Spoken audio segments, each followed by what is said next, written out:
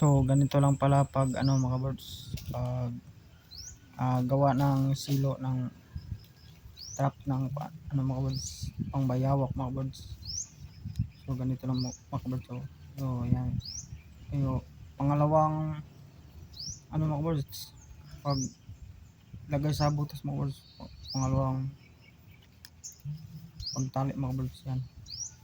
Para hindi siya matanggal pag kahit anong gawin ng ano, bayawak. So pag lagay naman ng tali ng silo sa ano mga birds, sa bahayan niya mga birds. So ganito naman mga birds. Yan mga birds. So itali lang natin yan dyan mga birds. Ganito lang mga birds. Yan. Itali natin yan dyan.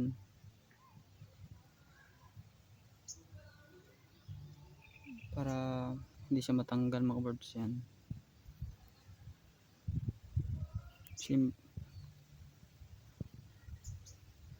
So ganyan lang, maglagay kayo ng nylon. Yan. Yan. Iikot nyo lang dito. Yan. Ikot nyo lang dyan. Depende sa inyo. Yan. So ganito lang pag ano ng ganito ang itsura ng mga birds. So kulang pa ito ng silo mga birds. Yan. So ganyan siya.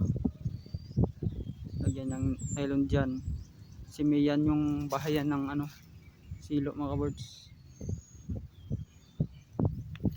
Ganyan ang trap ng bayawak mga birds. Yan. At saka dito ilagay yung pain sa ibabaw mga birds, sa itaas. Dito ilagay yung pain para aakyat yung mga bayawak mga birds. So mas maganda no, marami ang silo mga birds na gawin nyo mga birds. Para sure na sure talaga na makakahuli. Yan mga birds.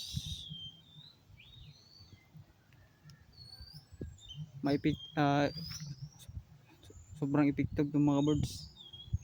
Kasi na-try na namin to. So ang huli niya is hindi lang isa mga birds.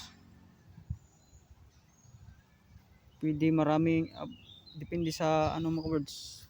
Lalapit na bayawak mga birds.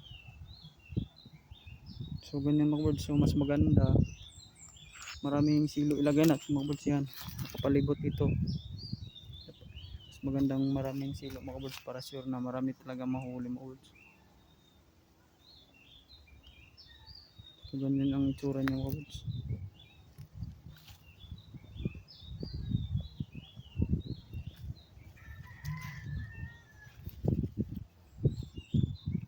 So ganyan sa nag-aabang kung paano ang pamaraan ng paghuli ng bagong pamaraan ng paghuli ng bayawak mga birds. So ganito mga birds.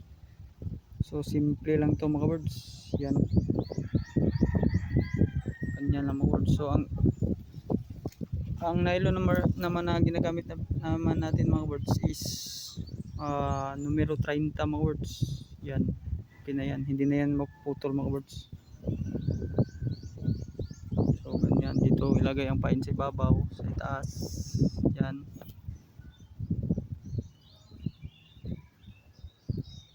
So yan lang po mga birds. So maraming salamat sa panonood.